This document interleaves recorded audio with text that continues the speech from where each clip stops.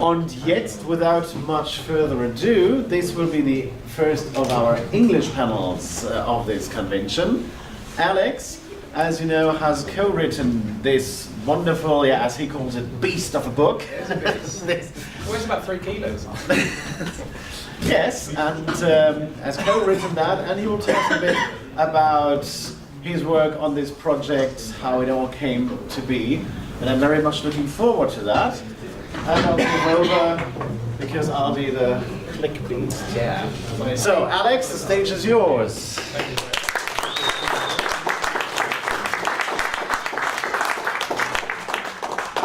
Thank you very much for having me. It's a pleasure to be here. It's an honour to be here. Really glad to meet you all. And yeah, it's very exciting for me to be up here to talk about something I'm really, really proud of, which is, as Matthias just said, this lovely book. So the making of the cartoon guide to He-Man and She-Ra really was a dream come true. Before I launch into that, I thought I'd tell you a little bit of background just to sort of set the scene and paint a bit of a picture for you. So if we move on to the first slide, please.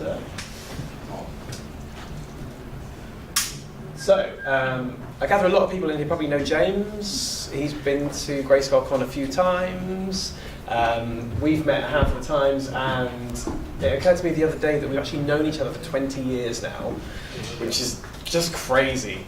I've known him longer than probably most people that are currently in my life. But yeah, we have a really good working relationship, and we got to know each other to begin with in the late 90s. I think he arrived on the He-Man scene about 95, so very early.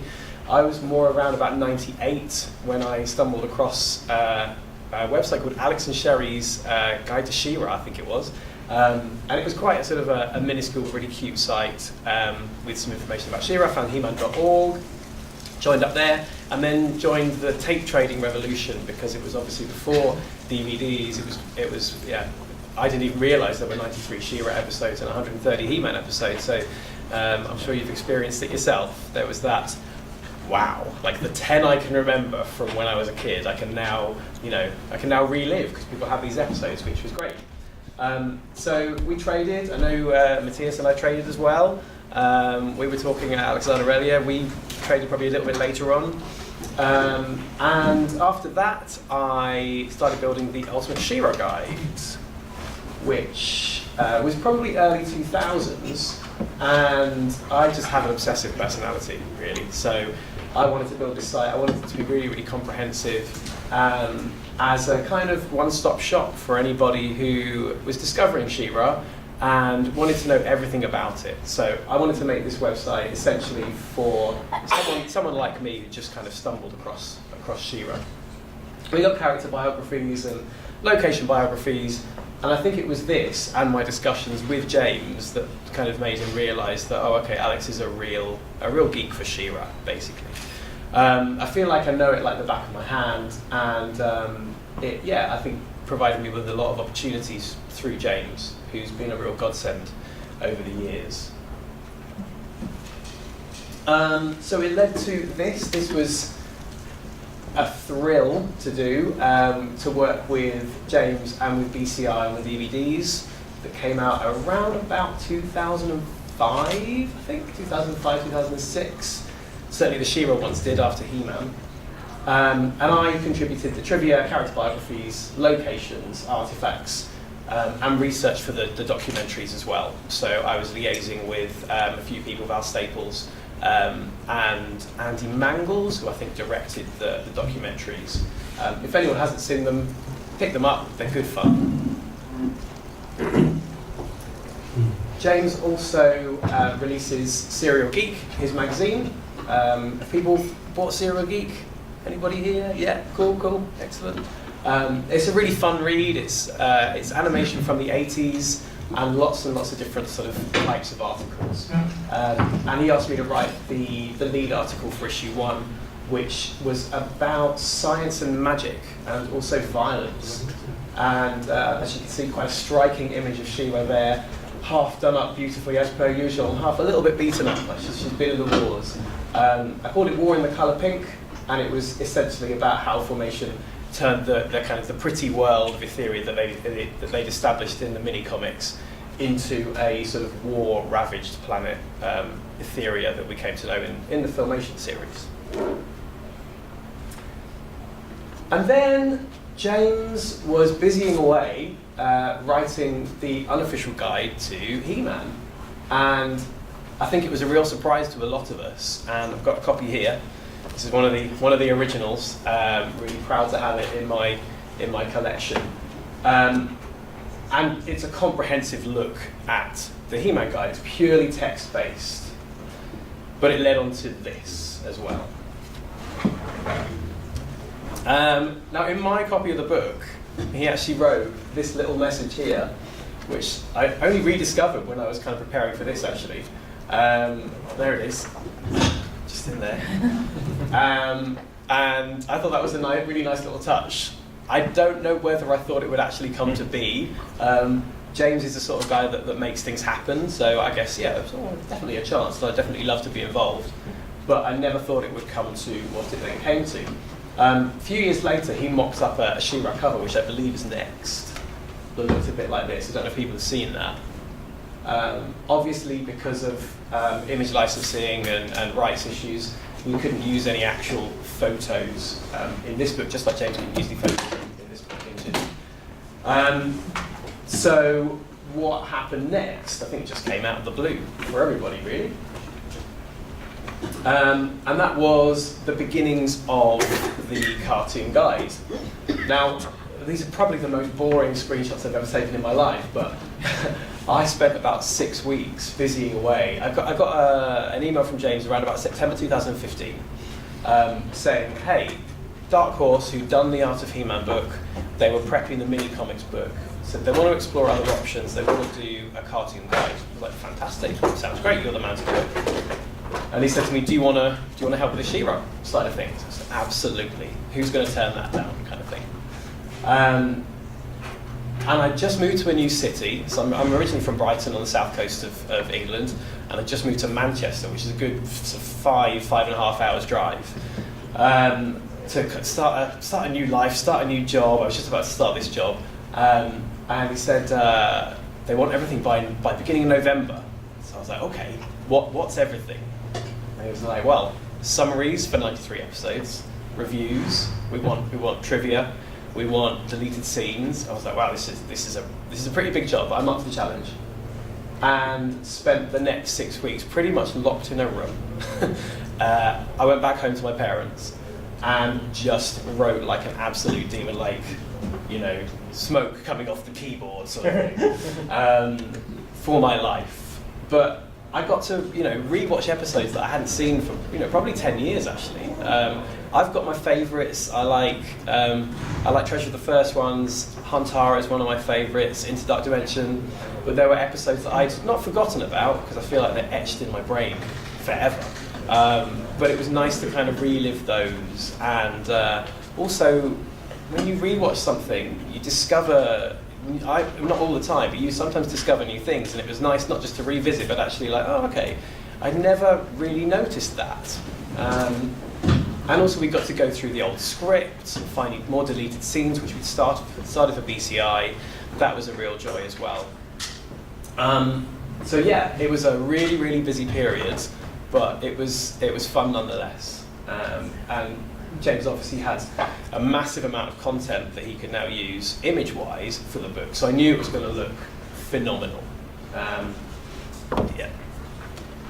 And this is an early mock-up of something James sent to Dark Horse as a suggestion of Evil Seed and the sort of layout that he had in mind. Given that this was all his text, it's very much, the book's very much his baby. And he did so much editorial, design, layout work on it. And it's that kind of attention to detail that I think makes it just such a special thing. And it's a testament to James's, kind of commitment and passion as a fan as well, I think. So, we've got a little bit more of this later, but as you can see, this is the second page of Evil Seed, the kind of proposed layout, and lots and lots of animation cells and concept design. And I'm not sure this design had come to light before that, which was Evil Seed underneath his robe, which is just so creepy. Like, for me, compared to the 2000X Evil Seed, I will always prefer the Filmation one because he's just so weird and so creepy and odd-looking, with that funny artichoke head. He's a great character. And I think his death scene in the series is still one of my favourite scenes from He-Man, definitely. I've mentioned a little bit about the attention to detail a minute ago. This was just how meticulous that detail was. So there's the old issue with the Prisoners of Beast Island and the Laughing Dragon coming almost the other way around, because Sorrowful gets introduced in the Laughing Dragon, and yet the Prisoners of Beast Island comes first in production order. Somehow the images got swapped by Dark Horse. I'm not quite sure how, both on the pages and on the kind of the image tile page as well. And James, of course, picked up on this and said, you've got to go swap these around because you've got to be accurate at the end of the day. And I think you notice that throughout the book. I think you'd be hard pressed to find an error. Not that I'm challenging you to. Please don't try and find it. The colouring as well, so this was a pre-coloured page from A Friend in Need with Alina and Jarvan, and if we just move on, we should have a slightly pixelated photograph of the book, and a lot of the colouring was done by James and also by Dusan Mitrovic, who they're working together on the Return of Faker at the moment, which I think is showing a little bit later on, which is very exciting. I've seen it, it's very good. And James has described him to me as a complete wizard, and I think that is a pretty accurate description, because he's super quick and just super talented and absolutely the right person to be involved in the visual kind of presentation side of the book. Another just example, this is the shaping staff. The sort of early layout there, and if you watch Majestra, there she is, miraculously coloured. I think some of the images changed there as well with the trivia and stuff. Lots and lots of concept art. So I think James and I both agree that some of the backgrounds that Filmation created are just some of the most beautiful pieces of art. I think that a lot of people might sort of look at He-Man and She-Ra because they quite heavily relied on a stock system. Might think, it's the animation wasn't as sophisticated as some other animations that were out at the time, and certainly animations today. But that for me has a degree of charm to it. But the backgrounds are just so beautiful. This is from Treasure of the First Ones, when Hordak goes into Mystic Isle and he's about to plunder it. And again, just looking at sort of some of the minute details in there is just beautiful. Another one is outside Mystic Isle. These are all in the book, so they made the cut. And a lot of these are from various people's collections, a lot of James's collection, I think some of Lee Clevenger's collection as well, possibly Emiliano's, the Power and the Honor Foundation as well. So the team did a really, really good job, or James did a really good job, I think, of kind of pulling all of those resources together to make it, almost like the Bible to the animated series. And when we were scouring the scripts, I think because we both know the series so well, we know exactly what's going to come next in every single script. And there were quite a lot of deleted scenes. And I think at the time, when we were doing the BCI DVDs, we thought, well, none of these would actually have been, animated or, or sketched or anything. And over the years, we've come across animation cells that don't appear in anything at all. There's an animation cell of He-Man and She-Ra teaming up, and He-Man's got She-Ra on his back like that, and she's kicking a Horde Trooper. And that wasn't used anywhere, so actually we can't quite pinpoint where that was animated from. But this is from a scene originally in the She-Ra episode Brigus, which is one of my least favourite episodes. It's a great big mess from start to finish, to be honest. But it's a real shame they've removed this scene, so I think it'd be quite fun. So She-Ra's in Horror Hall, about to confront Shadow Weaver and rescue the little girl, Jarveen. And she comes across this great massive monster, and with a sword transformation we haven't actually seen before, sword to mirror, changes the sword into a mirror, Beast sees himself and runs away. So that's the best thing that would have happened in Bringis had they left it in. I don't mind saying that. And so moving on to the kind of design stages, these were just two suggestions that James had for the covers. As you can see, this one's more in keeping with what we got. He was very sure about having She-Ra as part of the cover and being celebrated just as much as He-Man for what she is.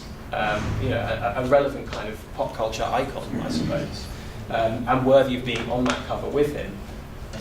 However, when the first few images came out to promote the book, I don't know if people remember, but it was purely He-Man on the cover with the I Have the Power pose. And I think there was a little burst that says includes She-Ra, and I do believe that's next.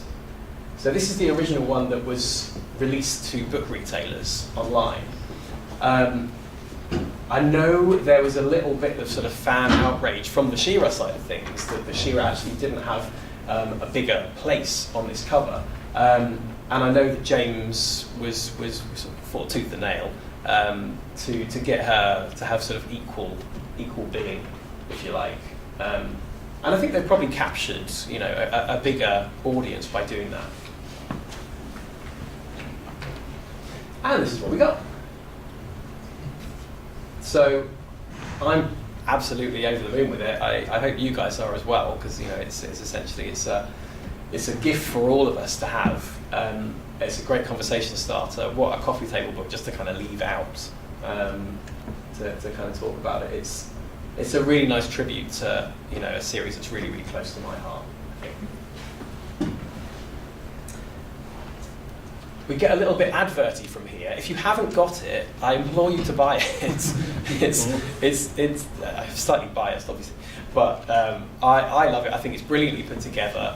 Aside from the words that I wrote, I think it's an amazing thing to have as part of a collection. It's so nicely done, and alongside the other Dark Horse ones, you couldn't possibly have them and not this one. So yeah, do get it if you haven't already.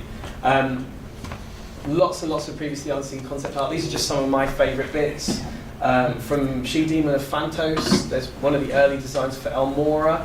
I presume before she went bad. She looks all right there on the left. Things sort of cropped up that we hadn't even realised. So the Hands of Horde Prime, this is, I think, specifically from in Horde Prime Takes a Holiday. He's got webbed hands and webbed arms. Now I can't remember ever being aware of that when I watched the episodes. He was purely mechanical, so it kind of makes him a bit more creepy and a bit more sinister to me. Again, lots of attention to detail. Previously unseen storyboard art. This one's from Reign of the Monster. Feel free to have a look at this if you want to afterwards, and James's book too. There's a page of animation cells and then a page of storyboards just to show the kind of the progression between when the episodes were storyboarded, when they were animated, so how they came to be. This is just a little screenshot of one of my favourite bits. It just looks like a comic book. It's from Driel's Return, and they're about to sing the song, the Horn of Evil song. And I just really love that little sketch of Orko and Driel. There. Previously unseen character art as well. Again, some favourites. I love Spinnerella and the Tosser. Multibot's one of my favourite villains. I just think he's hilarious and very underused in the series. And a rarely seen Twigget called Sprint as well. So the book is full of these kind of character turnarounds and lots of cells of not just He-Man, She-Ra, Man-at-Arms, Teela, Glimmer, Hordite, Shadow Weaver, but a lot of the rarely seen characters as well. And I used to get really excited when those characters came on screen, because it meant, oh, this episode is slightly different, even if it's just a cameo. So yeah, it's very, very, very thorough. Also love the tile pages they've done before each of the seasons, before each different chapter. This is another one of Dusan's pieces of work from Black Snow. I believe the people behind the warriors at the forefront were just completely in black and white, and it was Dusan that had the idea to paint them blue, and I think it really makes the image pop, and it's quite sort of striking. And that's pretty much it. A lot went into making the book. Like I said, it was those 6 weeks of just typing, and a lot of it is just in my head, which will hopefully come out later and be the geek. But does anybody have any burning questions?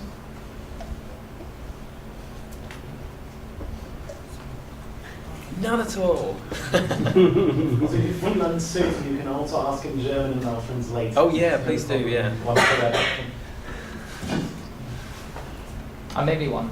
Do you think Serial Geek will be continued someday, or? I hope so. Yeah, I think he's taken a bit of a break. He's been really busy with Return to Faker. I think he's given up sleeping for the last 3 years. And it's looking stunning. If you haven't seen it, yeah, come along later. It's looking really amazing. But I hope so. Even if you have seen the scenes, there is extra material that has not been shown. Mm-hmm. Got about 4 minutes, I think, isn't it? It's yeah. There's an extra scene there because James posted the first 3 scenes, I think he called it, and there is more material, and quite hilarious and extremely well done. Yeah. With Easter eggs, nods in all directions, just terrific. I think it's one of those things. It's time consuming, isn't it? But it's definitely one of his babies. He's got all these different projects on the side as well, and I can't speak for him, but I imagine he'd like to continue with it. So. Did you find any traces of Ford Prime, his outer appearance, besides the hands and the arms? Do you know, I don't think so. So James has access to all the concept art. So I'll have to check with him actually, because I've never asked. I imagine, like most characters, Ford Prime would have gone through, a development process in the design process. So it's quite possible. I do know he looks nothing like the Moto C figure, the classics figure that we've got. That was a load of different kind of inspirations put into one to make this character that was, fan demanded. But as far from what I've seen, all I've seen is what we've got there, which is the mechanical hand and the webbing and stuff. But I will ask him the question and let you know. I do have the suspicion that it might look a bit like Stampede from Grayskull. Really? Okay. Because they used this giant hand concept for that character in Grayskull again. And there we had this huge, Taurus-like head thing there. And he also had lots of smoke and mist around it. I have no idea whether that's just me thinking, oh, they wanted to reuse some She-Ra material for that series, and that's why they did it. I don't know. Idea. Yeah, I mean, there was so much original footage made that possibly, but also possibly not. We'll find out. Anybody else? No? Cool. Well, if you do have any questions, I'll be around for the rest of the day and tomorrow. So, it'd been really nice to chat with you. Feel free to stop me. And just like to say thank you again for having me, and thank you to Matthias as well for being such a great host. And enjoy the rest of your Grayskull Con.